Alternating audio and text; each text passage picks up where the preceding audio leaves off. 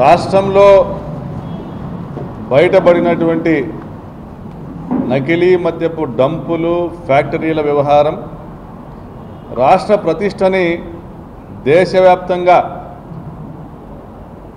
బజారు పాలు కావడంతో మిథున్ రెడ్డి గారు దీనిపైన సిబిఐ విచారణ జరపాలని కోరిన కొన్ని గంటల్లోనే చంద్రబాబు నాయుడు గారు సిట్ని ఏర్పాటు చేయడం, రాష్ట్రంలో ఉన్నటువంటి అధికారులతోనే సిట్ని ఏర్పాటు చేయడం, ఆ సిట్ అధికారులు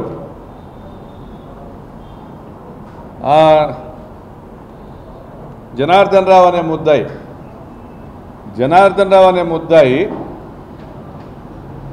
అతని వాంగ్మూలము ఏదైతే ఇంట్రాగేషన్లోనో ఇన్వెస్టిగేషన్లోనో అతని వాంగ్మూలం ఏదైతే ఇచ్చినారో దానిని రికార్డు చేసి కన్ఫెషన్ స్టేట్మెంట్ కింద మెజిస్ట్రేట్ గారి ముందర ప్రొడ్యూస్ చేయడమో లేదా అతను అప్రూవర్గా మారితే దాన్ని 164 స్టేట్మెంట్ రికార్డ్ చేసి కోర్టులో ప్రొడ్యూస్ చేయడము, తర్వాత మీడియా ముందర హాజరు పెట్టడము జరిగి ఉండాలి. ఇదేమీ కాకుండా ఒకవైపు ప్రభుత్వం పైన పెద్ద ఎత్తున విమర్శలు వస్తూ ఉండడంతో రాష్ట్ర వ్యాప్తంగా ప్రజలు ఈ నకిలీ మద్యపు కుంభకోణంలో రాష్ట్ర ప్రభుత్వ పెద్దల హస్తం ఉందని నమ్ముతూ ఉండడంతో దిగజారుతున్న పరువును నిలబెట్టుకునే ప్రయత్నంలో భాగంగా ప్రతిపక్షం పైన బురద వేసే ఉద్దేశంతో అతను మాట్లాడినట్లుగా, జనార్దన్ రావు మాట్లాడినట్లుగా ఒక వీడియోను రిలీజ్ చేయడం జరిగింది. మరి సిట్ అధికారులు ఇన్వెస్టిగేషన్ మొత్తాన్ని వీడియో రిలీజ్ చేస్తారా?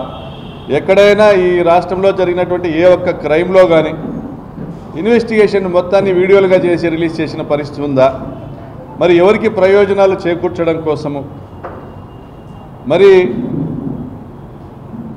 దీంట్లో జోగి రమేష్ గారికి సంబంధం ఉంది అని ఆయన చెప్తేనే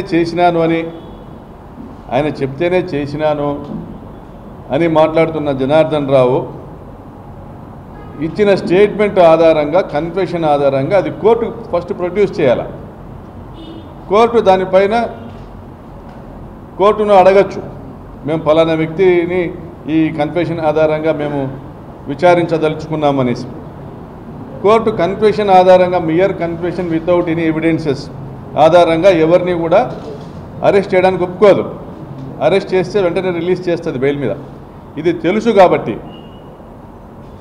కేవలం బురద జల్లే ఉద్దేశంతో దాన్ని టీడీపీ మీడియాకి అందజేసి, టీడీపీ సోషల్ మీడియాకి, ఐటీడీపీకి అందజేసి దాన్ని ప్రచారం చేసేటువంటి కార్యక్రమం నిజంగా సిగ్గుచేటు. ఇది సిగ్గుచేటు. ఈ రాష్ట్ర ప్రభుత్వము, పోలీస్ యంత్రాంగము సిగ్గుతో తల వంచుకోవాల్సినటువంటి అవసరం ఉంది ఈరోజు. అదేవిధంగా మిథున్ రెడ్డి గారి కార్యాలయాల మీద మొన్ననే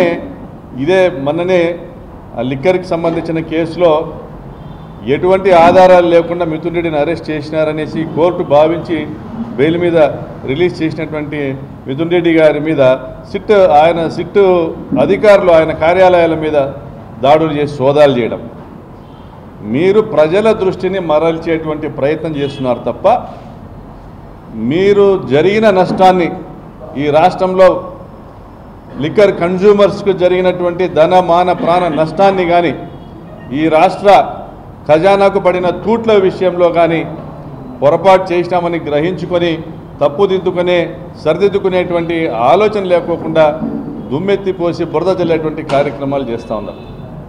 ఇది చాలా అన్యాయం. ఎందుకంటే 14-19లో చంద్రబాబు గారు ముఖ్యమంత్రి, 70,000 కోట్ల రూపాయలు అబ్కారీ ఆదాయం, అంటే ఎక్సైజ్ నుంచి, లిక్కర్ నుంచి వచ్చినటువంటి ఆదాయం.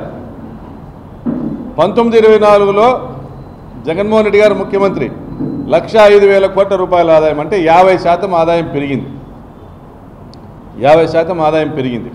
మరి అదే లెక్కన ఇప్పుడు 24-29లో 1,70,000 కోట్ల రూపాయల ఆదాయం రావాలి. అంటే 60 నెలలకు 1,70,000 కోట్ల రూపాయల ఆదాయం రావాలంటే నెలకు 2,600 కోట్ల రూపాయల ఆదాయం రావాలా. లిక్కర్ షాపులు ఇష్యూ చేసి లైసెన్సులు ఇచ్చి ఈ షాపుల ద్వారా, ప్రైవేట్ లిక్కర్ షాపుల ద్వారా వ్యాపారాన్ని ప్రారంభించి 12 నెలలైంది. మరి ఈ 12 నెలలలో కేవలము యావరేజ్ నెలకు 1,100 కోట్ల రూపాయల యావరేజ్గా 13,000 కోట్ల రూపాయలు మాత్రం ఇన్కమ్ వచ్చింది. రావాల్సింది 2,600 కోట్లు, అంటే నెలకు 1,300 కోట్ల రూపాయలు ప్రభుత్వ ఖజానాకు తూట్లు పడిచినారు. అక్రమ మద్యము మీరే తయారు చేయించి, మీరు దానికి సీల్ వేయించి, దానికి స్టిక్కర్లు కనిపించి, వివిధ బ్రాండ్ల పేర్లు వేసి, ప్రైవేటు మద్యము షాపులను మీరే ఏర్పాటు చేసుకుని, క్విడ్ ప్రోకో ప్రైవేటు మద్యం షాపులు మీరే ఏర్పాటు చేసుకుని, 40,000 బెల్ట్ షాపులు మీరే ఏర్పాటు చేసుకుని, పర్మిట్ రూమ్లు మీరే ఏర్పాటు చేసుకుని, క్విడ్ ప్రోకో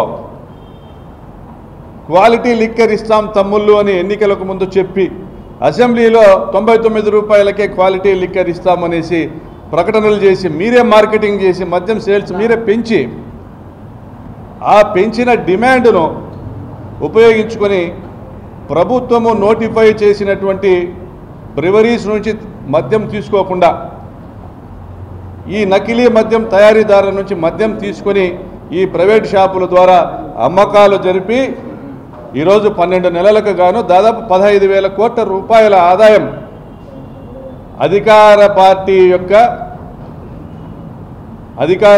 యొక్క పెద్దలు, ప్రభుత్వ పెద్దలు కొల్లగొట్టడం జరిగింది. ఇది ప్రజల ఖజానాకు రావాల్సింది, ప్రభుత్వ ఖజానాకు రావాల్సినటువంటి ఆదాయం 15,000 కోట్ల రూపాయలు మీరు లూటీ చేశారు. ఈరోజు దీన్ని తప్పు ఒప్పుకోలేని పరిస్థితుల్లో కేంద్రం ముందర తల దించుకోవాల్సిన పరిస్థితి వస్తుంది. మిథున్ రెడ్డి గారు డిమాండ్ చేసినట్లుగా సిబిఐ ఎంక్వైరీ వేస్తే కేంద్రం ముందర మీరు తల దించుకోవాల్సి వస్తుందనేసి హుటాహుటిన సిట్టు వేసి హడావిడి చేస్తా జోగి రమేష్ గారి మీద లేని అబాండాలు వేస్తా, మిథున్ రెడ్డి గారి కార్యాలయాలు సోదా చేస్తా, మీరు చేస్తూ ఉన్నది ఈరోజు తప్పు మీద తప్పు చేస్తూ ఉన్నారు. తప్పు జరిగింది, సరిదిద్దుకోవాలి, దీన్ని సిబిఐ విచారణ కోరుతున్నామని చంద్రబాబు గారు చెప్తే ఎంత హుందాగుండేది. అనేక సందర్భాల్లో గత ముఖ్యమంత్రులు సిబిఐ ఎంక్వైరీలు కోరడం జరిగింది, వారి క్యారెక్టర్ ఎలివేషన్ కావడం జరిగింది. మరి చంద్రబాబు నాయుడు గారికి నిజంగా ఇందులో ఏ పాత్ర లేకపోతే ఎందుకు సిబిఐ ఎంక్వైరీ కోరడం లేదు? సిబిఐ ఎంక్వైరీ వేయాలన్న డిమాండ్ని ఎందుకు స్వాగతించడం లేదు? ఎందుకు సిట్టు వేసి ఇటువంటి దొడ్డిదారి తొక్కుతా ఉన్నారు? దీనిపైన రాష్ట్ర ప్రజలు ఆలోచన చేయాలని తెలియజేస్తా ఉన్నా.